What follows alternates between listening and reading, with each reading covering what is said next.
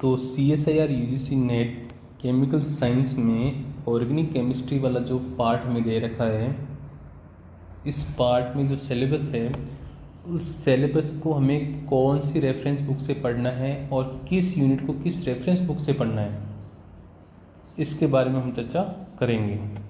तो सबसे पहली जो यूनिट है IUPAC nomenclature of organic molecules including regio and stereo isomer. तो इस यूनिट को आप नोमेनक्लेचर वाली किसी भी बुक से आप इस टॉपिक को तैयार कर सकते हो। जैसे कि नीट अथवा JEE में जो ऑर्गेनिक केमिस्ट्री की बुक चलती है उसमें आपको कई सारे एग्जाम्पल्स प्रैक्टिस के लिए मिल जाएंगे। फिर अगली यूनिट की बात करते हैं हम स्टीरियो केमिस्ट्री की। तो इसमें सबसे पहले आपको शुरुआत करनी है PS कलसी वाली बुक से। PS कलसी वाली जो बुक है वो स्टीरियो केमिस्ट्री की इंडियन ऑथर की सबसे अच्छी रेफरेंस बुक मानी जाती है। उसके बाद में आपको जो क्लेडन वाली जो बुक है उसमें चैप्टर नंबर 32 स्टीरियो सिलेक्टिविटी इन साइक्लिक मॉलिक्यूल्स और डाई स्टीरियो सिलेक्टिविटी, इन दोनों चैप्टर्स को अच्छे से तैयार करना है। दोनों ही चैप्टर आपके नेट एग्ज़ाम में पूछे जाने वाले जो क्वेश्चन हैं उनके लिए फेवरेट चैप्टर हैं। इसके बाद में आपको जो बुक है modern organic synthesis and introduction, second edition by George Zweifel and Michael H. Nantz. इस बुक में chapter number 2 stereochemical concentration in planning synthesis, इसको ढंग से तैयार करना है। नेट के एग्ज़ाम में कई बार इस चैप्टर से एज इट इज क्वेश्चन पूछे गए हैं। तो ये कहानी थी स्टीरियो केमिस्ट्री की। अब हम बात करते हैं एरोमेटिसिटी की। तो एरोमेटिसिटी के लिए सबसे बढ़िया जो बुक है वो है आपके advance organic chemistry by Michael B. Smith and Jerry Marsh. तो इसमें चैप्टर नंबर 2 जो है उसमें आपको दे रखा है डी लोकलाइज केमिकल बॉन्डिंग। तो इसमें ये टॉपिक जो है वो आपको अच्छे से मिल जाएगा, जिसमें कई सारे एग्जाम्पल आपको देखने को मिलेंगे। फिर बात करते हैं 4th यूनिट की ऑर्गेनिक रिएक्टिव इंटरमीडिएट। तो इसमें आपको generation, stability and reactivity of carbocation, carbanion, free radical, carbenes, benzyne and nitrenes आपको दे रखी है। तो सबसे पहले आपको इस यूनिट की जो है वो शुरुआत reaction, rearrangement and reagents by SN. Sanyal इस बुक से करना है, क्योंकि बेसिक ऑर्गेनिक केमिस्ट्री के लिए सबसे अच्छी बुक है, क्योंकि इसकी जो लैंग्वेज है बहुत ही ईजी है। तो इसके अंदर जो रिएक्शन है, रीअरेंजमेंट अथवा जो नेम रिएक्शन है वो बहुत ही अच्छी तरीके से बता रखी है। इसके बाद हमें चलना है advance organic chemistry by Michael B. Smith and Jerry Marsh. इसको पढ़ने का एक ही लॉजिक है कि इसमें कुछ आपको एडवांस जो है एग्जाम्पल है, इनकी स्टेबिलिटी से रिलेटेड है, चाहे इनके जनरेशन से रिलेटेड है, तो वो आपको इस चैप्टर में मिल जाएंगे, जो कि चैप्टर नंबर 5 है। अब जो आपके क्लेडन वाली जो बुक है उसमें chapter number 20 formation and reaction of enol and enolates, यानी हम बात कर रहे हैं कार्बेनाइन की।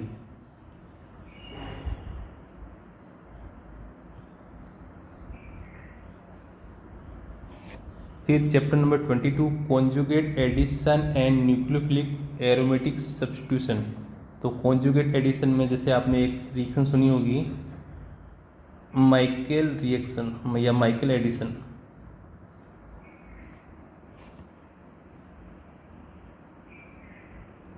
इसके अलावा न्यूक्लियोफिलिक एरोमेटिक सब्स्टिट्यूशन में आपको एडिशन, एलिमिनेशन, इसको ढंग से पढ़ना है, क्योंकि इस एडिशन और एलिमिनेशन से कई बार क्वेश्चन नेट के एग्ज़ाम में पूछे जा चुके हैं। फिर चैप्टर 25 एल्काइलेशन ऑफ इनोलेट्स, जिसमें एल्डिहाइड कीटोन का जो एल्डिहाइड कीटोन के इनोलेट का उनका एल्काइलेशन है, जिसमें आपको एक मोस्ट इंपॉर्टेंट रिएक्शन पढ़नी है एल्डोल रिएक्शन। इसके अलावा यदि हम बात करें एस्टर इनोलेट की तो इसमें क्लेजन रिएक्शन देखने को मिलती है। इसके अलावा जो क्लेडन की जो बुक है उसमें चैप्टर 35 और 36 जो कि कार्बिन्स और रेडिकल रिएक्शंस के बारे में है।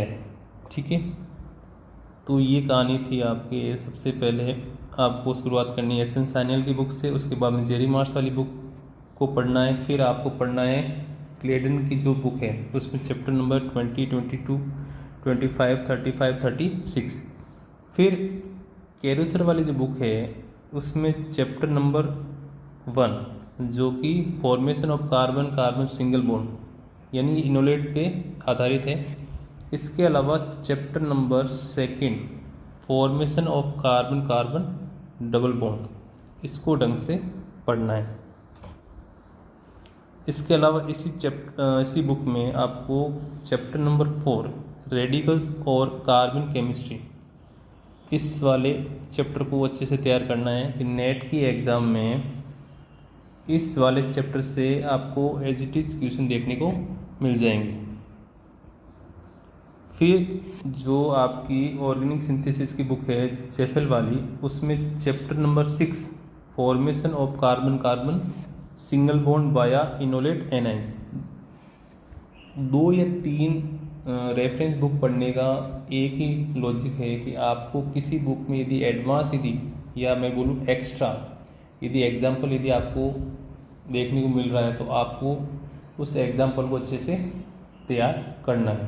यानी एक्स्ट्रा मैटर जो है वो आपको आपने यदि 1 या 2 यदि रेफरेंस बुक आपने ले रखी है तो उसमें आपको अच्छे से मिल जाते हैं।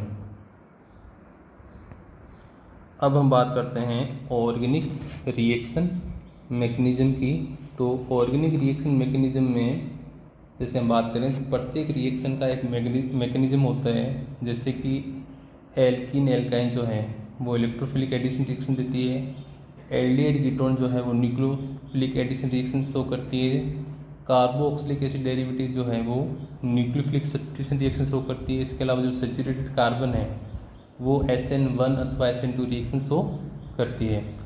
तो ऑर्गेनिक रिएक्शन मैकेनिज्म के लिए कोई एक्स्ट्रा बुक पढ़ने की आपको कोई आवश्यकता नहीं है, केवल आपको रिएक्शन मैकेनिज्म के बारे में आइडिया रखना है कि पर्टिकुलर रिएक्शन जो है वो किस मैकेनिज्म के द्वारा परफॉर्म हो रही है। तो मैकेनिज्म से रिलेटेड जो क्लेडन की जो पार्ट जो है वो क्लेडन की बुक में चैप्टर 10, 11, 15, 17, 19 और 21 इन चैप्टर्स में जो रिएक्शन मैकेनिज्म वाला जो पार्ट है जिसमें addition, elimination, substitution reaction with electrophilic, nucleophilic और रेडिकल स्पीसीज वगैरह अच्छे से दे रखा है। तो आप इस क्लेडन की बुक से इस यूनिट को तैयार कर सकते हो। फिर बात करते हैं common name reaction and rearrangement. तो इसके बारे में मैंने आपको पहले बता ही दिया है कि एस एन सान्याल की जो बुक है रिएक्शन रीअरेंजमेंट एंड रिएजेंट, इसको तो आपको पढ़ना ही है। इसके अलावा जो क्लेडन की जो बुक है उसमें chapter 36 participation, rearrangement and fragmentation, ये मोस्ट इम्पोर्टेंट चैप्टर है इस यूनिट के लिए। और कई एग्ज़ाम में यानी नेट की कई एग्ज़ाम के अंदर एज इट इज क्वेश्चन इस यूनिट से लिए गए हैं। इसके अलावा जो कैरुथर वाली जो बुक है उसमें जो आपको डिफरेंट जो रीअरेंजमेंट या नेम रिएक्शन है उनको पढ़ना है। अब हम बात करते हैं फंक्शनल ट्रांसफॉर्मेशन एंड रिएजेंट्स की। तो फंक्शनल ग्रुप